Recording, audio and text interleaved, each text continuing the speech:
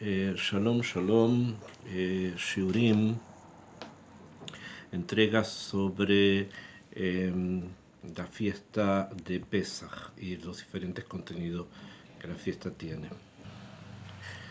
Shalom, shalom. En esta entrega vamos a estudiar algunos de los contenidos que tiene la fiesta de Pesaj, y en especial el texto arquetípico, el texto básico alrededor del cual gira el Pesaj según como lo celebramos hoy día, que es la Agadá de Pesaj. En la Agadá de Pesaj es un relato, y como todo relato paradigmático, la Agadá de Pesaj representa un viaje, representa un periplo, un caminar, un comienzo, una serie de desafíos en el camino para llegar finalmente renovados, cambiados a una etapa final de agradecimiento. En el umbral, en el cambio de una metziot, de una realidad a otra realidad dentro de la Agadá de Pesaj, nosotros encontramos el encuentro, por decirlo así, encontramos la descripción de unos sabios y de un seder de Pesaj muy especial que se realizó en la casa de Rabbi Akiva después de la destrucción del templo, simplemente entendemos, y que conlleva varios puntos que también van a ser puntos de estudio y de una carga espiritual para Am Israel en el futuro. Este punto que marca el umbral entre la realidad conocida y la realidad nueva a la que tenemos que entrar, que es justamente la descripción de lo que ocurrió en Egipto y después la salida de Egipto para llegar renovados al punto final de Galel, trata justamente sobre unos sabios que se reúnen, como dije, en la casa de Rabbi Akiva en Bnei Brak a celebrar un seder de Pesaj muy especial. El texto dice lo siguiente: Maaseh berabbi Eliezer, berabbi Yoshua, berabbi Elazar ben Azaria. Esta es la historia de Rabbi Eliezer, se refiere a Rabbi Eliezer Agadol. Es uno de los maestros de Rabbi Akiva. Berabbi Yoshua y Rabbi Eliezer eran dos Benei Plukta, eran dos jajamín que los vamos a encontrar en todo el Talmud, a veces de una manera más amigable, por poner ese nombre, y en otras en discusiones bastante profundas. Rabbi Elazar ben Azaria, Rabbi Elazar ben Azaria, simplemente vamos a estudiar que era el presidente del Sanedrín en aquel momento, Rabbi Akiva, el dueño de casa, Rabbi Tarfon. Y además estaba Rabbi Tarfon, uno de los Arugei Malchut que vamos a conocer después. שהיו מסובים בבני ברק, estaban en Bnei Brak, והיו מספרים ביציאת מצרים כל אותו הלילה, y ellos hablaron sobre la salida de Egipto en toda aquella noche, עד שבאו תלמידיכם ואמרו לכן, hasta que vinieron sus alumnos y les dijeron, רבותינו הגיע זמן קריאת שמע של שחרית. Dijeron: señores, llegó el tiempo de la lectura del Kriyat Shema de la mañana, o sea que habían estado estudiando toda la noche. Después, la Agadá, justamente, y no es muy sorprendente, cuenta lo que Rabbi Elazar ben Azaria, que era entonces el presidente del Sanedrín, estudia, o quieren decir que estudió, y dice: Areani que ben shivim shana, yo tengo como 70 años, velos agiti, sheteamer yetziat mitzrayim baleilot, ad shederasha ben zoma. O sea, durante mucho tiempo, él no tenía 70 años, tenía solo 18, según la tradición, no había logrado entender cómo se estudiaba el pasuk que decía: Leman tizkor et yon setcha meretz Mitzrayim, el día que vas a recordar cuando saliste de Egipto, o sea, recordar la salida de Egipto. Kol yemei hayecha, esas tres palabras tienen una drasha, porque podría haberse dicho directamente, podrías haber recordado Yemei Hayeja. La palabra Kol viene a agregar algo. Entonces hay una discusión entre los sabios si eso quiere decir que viene a agregar las noches, que durante las noches se necesita también recordar la salida de Egipto, como leemos inmediatamente. Todo esto lo está recordando Rabbi Elazar ben Azariah de haberlo escuchado de Benzomá. Y dice Kol Yemei Hayeja Ayamim, o sea, hay que recordar la salida de Egipto durante el día. Kol, la palabra Kol, viene a agregar las noches, la opinión de Benzomá. En cambio, Jajamín opinan, los sabios opinan, Yemei Hayeja Olamazé, que hay que recordar la salida de Egipto en este Olam, en esta Metziut, en esta realidad que nosotros tenemos de día y de noche. Y en el Kol viene a agregar que también tenemos que recordar la salida de Egipto de Yemot HaMashiach en la época mesiánica. ¿Okay? Es un estudio profundo que trae el presidente del Sanedrín, la persona más importante en ese momento de Am Israel. Sin embargo, esta historia que está contenida aquí y que es repetida año tras año y estudiada, como les dije, es como un umbral, es como un momento en que se traspasa una realidad para ingresar en otra. Y por lo tanto tiene una... tiene por detrás algo más. O sea, hay algo que está descrito históricamente, pero no solamente en forma histórica por un acontecimiento, sino que indica además una noción de algo que los sabios nos quieren enseñar y que no es tan fácil de poder entender, que justamente va a significar el traspaso de una realidad a otra.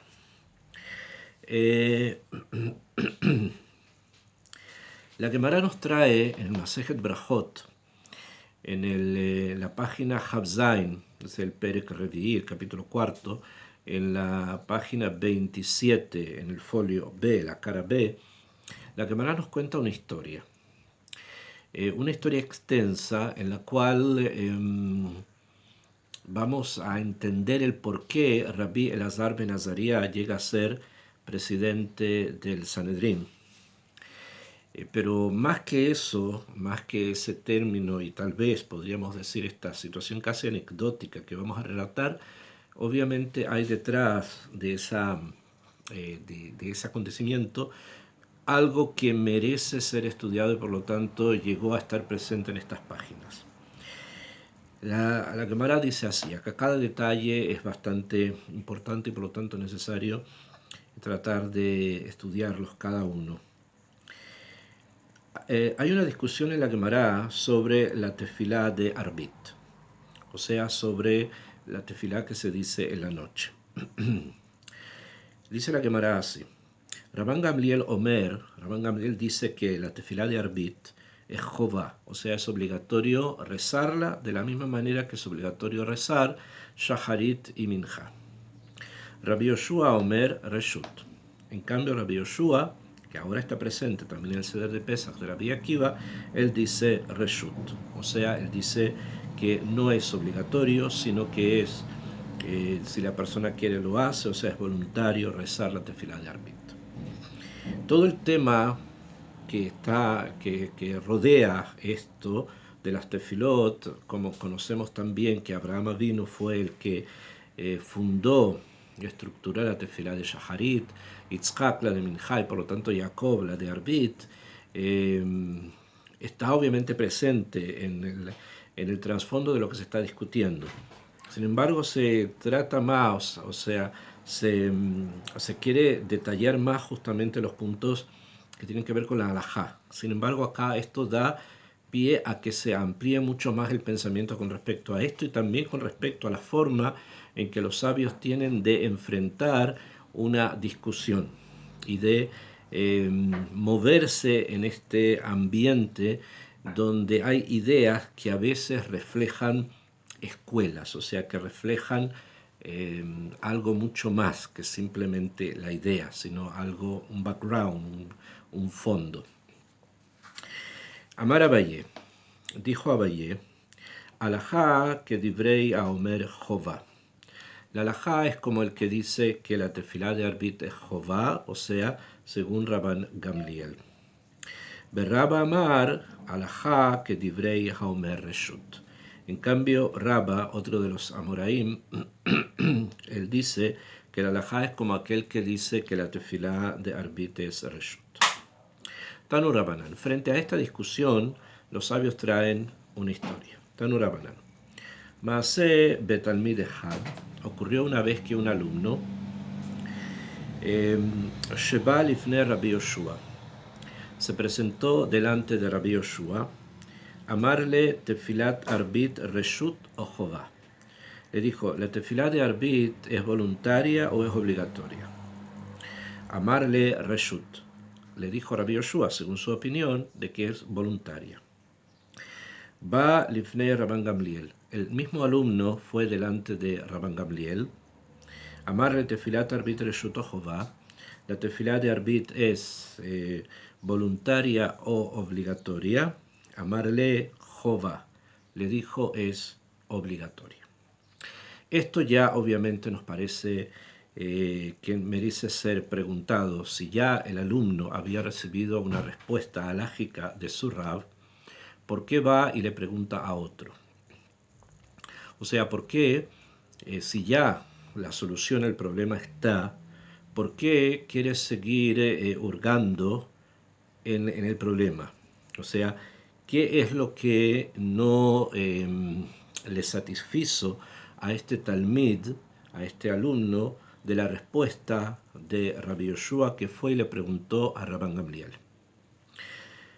Entonces podemos pensar de una manera simple que el Irat Shamayim, la forma en que los sabios suelen enfrentar las metziuyot, las realidades, y en especial las realidades que tienen que ver con la legislación, con las leyes, requieren siempre una profundización y una preparación muy alta.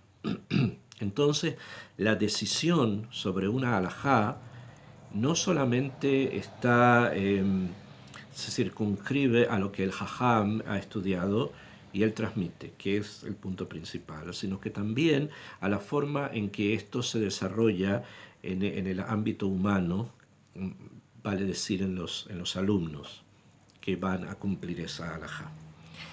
Y por lo tanto, cuando el alumno, en este caso este alumno, escucha una halajá en que le dice que es voluntaria la posibilidad de poder decir la tefilá de arbit, entonces él quiere ahondar más y conocer el por qué hay quien dice que es obligatorio y obviamente también los motivos por los cuales cada uno dice una cosa y cada uno dice la otra. Entendemos entonces que hay una buena fe, hay una voluntad de estudio, de profundización en la pregunta a uno y en la pregunta al otro. No hay acá una intención de enfrentar porque simplemente queremos enfrentar, sino que hay una necesidad de introducirnos en los problemas y el venotam, o sea, aclararlos hasta la nekudá más profunda, hasta la nekudá más pequeña. Entonces va y le pregunta a uno y después va y le pregunta al otro. Amarle tefilot arbit reshut o jová. Como habíamos dicho, entonces va a Lifnei Rabban Gamliel y amarle tefilat arbit reshut o jová, ve amarle jová, le dijo jová. Esto ocurrió, la pregunta a Rabban Gamliel, y hay que entender un poco por qué esto será así, ocurrió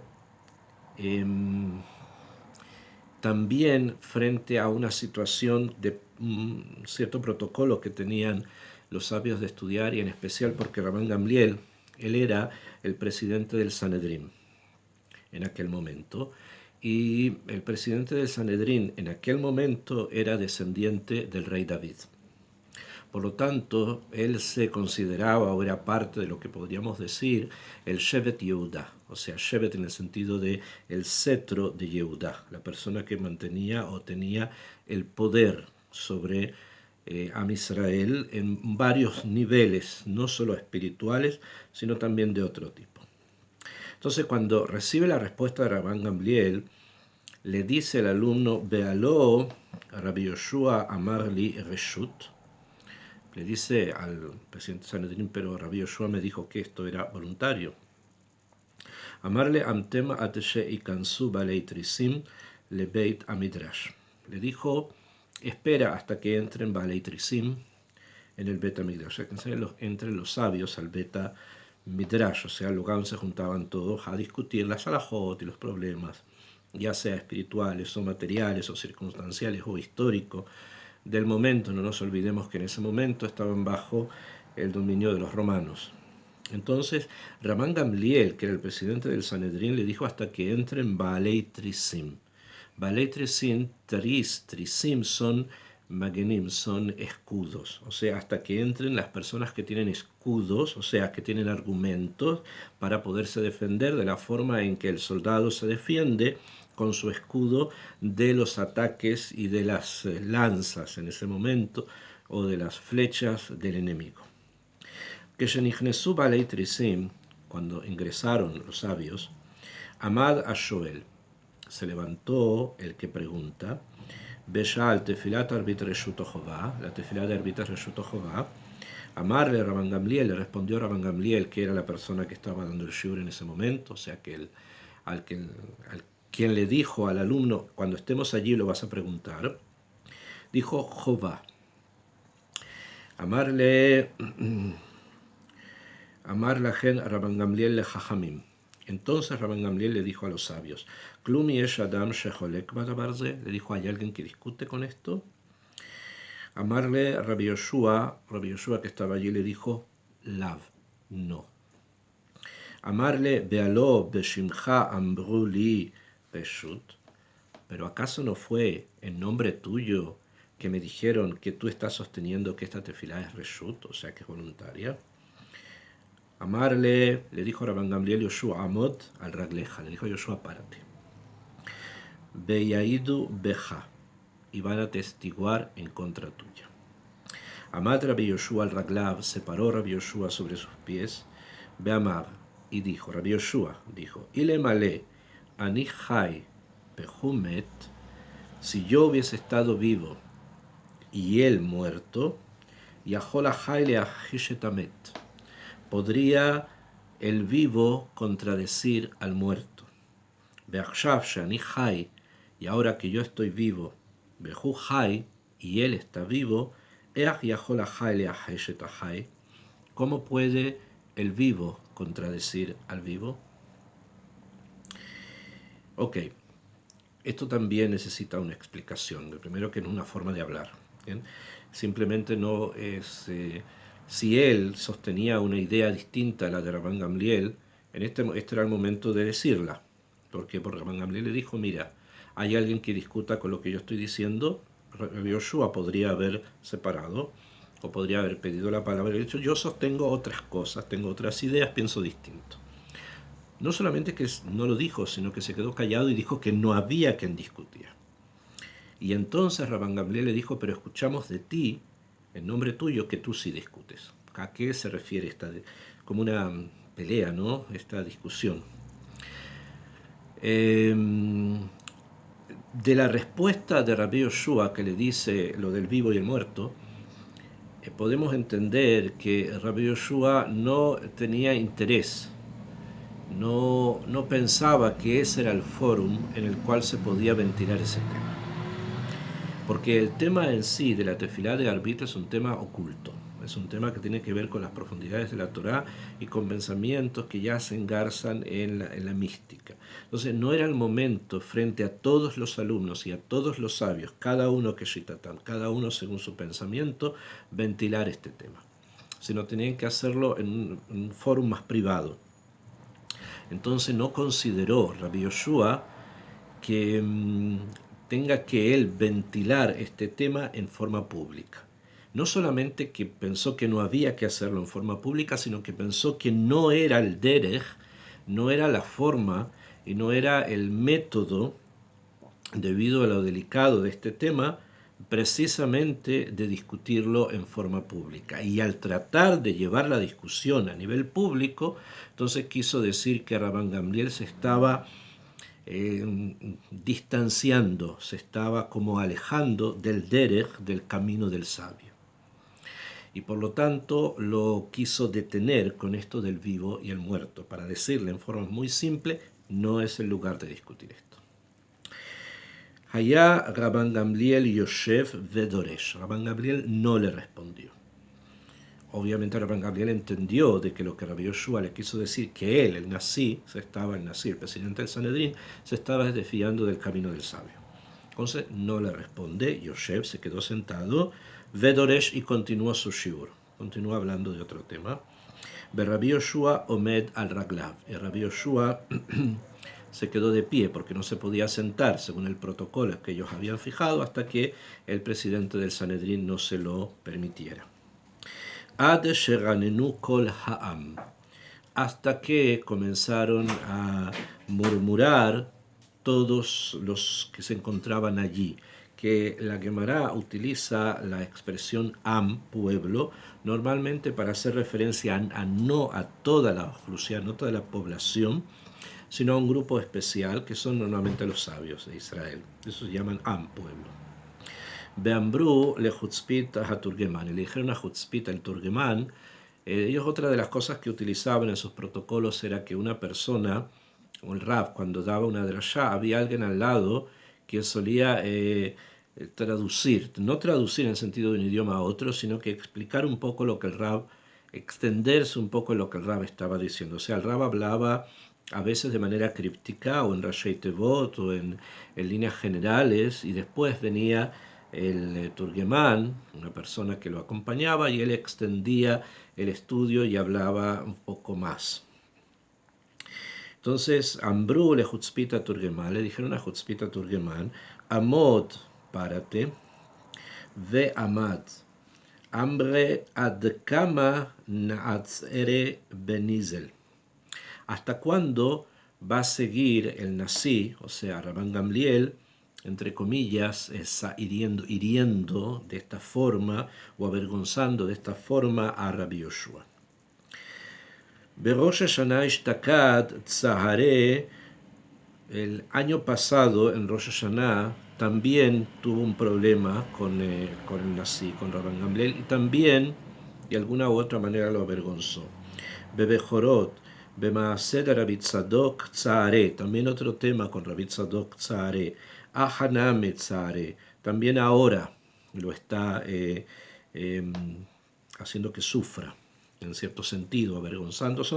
La Gemara trae en forma muy sucinta, y después los comentarios acá nos lo agregan, que en Rosh Hashanah del año pasado, que ellos están en el año pasado de Rosh Hashanah, está escrito Masejet Rosh Hashanah, trae Rashi, llamarlo Gozer ani aleja shetavo etzli bemakelcha o bemaoteja beyom kippurim shechal liyot becheshboncha. Hay un cheshbon que se saca para un cálculo que se hace para saber cuándo va a caer Yom Kippur. Y hubo una discusión entre Rabban Gamliel, el presidente del Sanedrín, y Yoshua, en qué día es el día de Yom Kippur. Obviamente la halajá tiene que ser decidida porque el ayuno se hace un solo día, y fue decidida según la opinión del presidente, o sea, de Rabban Gamliel.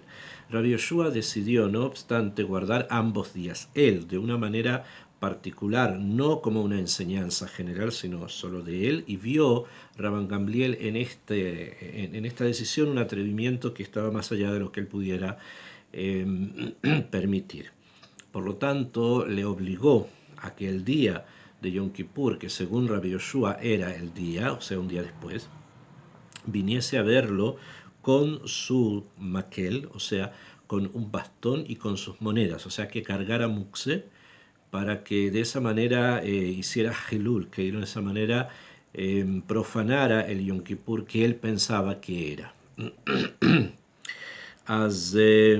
Y también hay otro tema más en Masejet Bejorot, en otra ocasión, es un maaseh con Rabbi Tzadok, que era un justo muy grande, que Rashi nos trae acá Shebe Bejorot, un Rabbi Tzadok Habale Bohra. Rabbi Tzadok era un Bejor, o sea, era un primogénito. Beamar Rabban Gamliel le Rabbi Yoshua. Le dijo Rabban Gamliel a Rabbi Yoshua, Amod al Ragleja, párate, Kiaja, de la misma manera que ocurrió aquí. También allá en un tema que tenía que ver con Bejorot, ocurrió lo mismo que lo mantuvo de pie.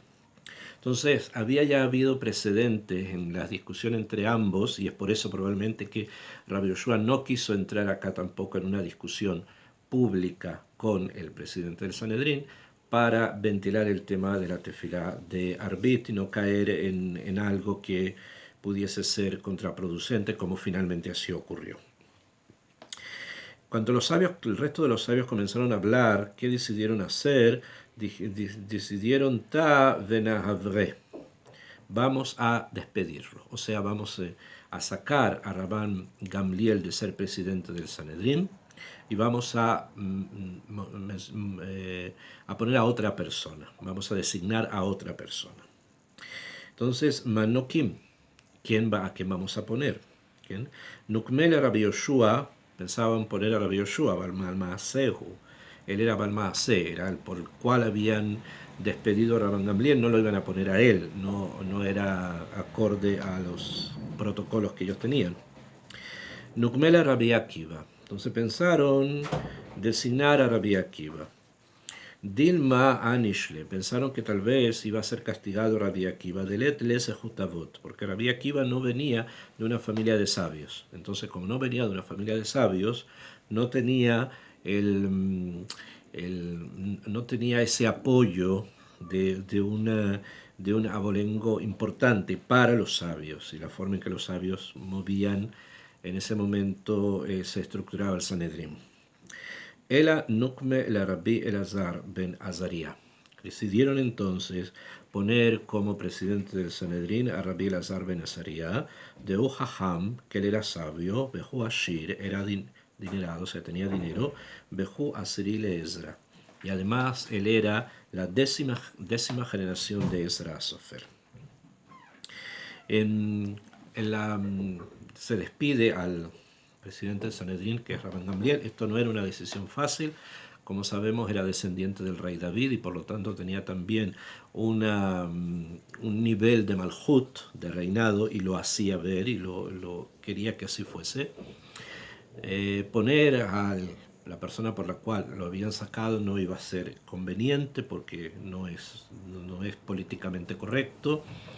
Rabbi Akiva no venía de una familia de sabios, pero sí encontraron a alguien, a Rabbi Elazar ben Azaria, que era sabio, que era persona adinerada y además con una familia muy prestigiosa, la décima generación de Ezra Sofer, o sea, pertenecía a un grupo de personas que dentro de los Jajmei Israel eran personas meyuhasim, o sea, que estaban conectadas con la raíz misma de los sabios que habían estado en el Bet HaMikdash primero, el primer Bet HaMikdash, porque Ezra venía de ellos, de aquellos que venían del primer Bet HaMikdash.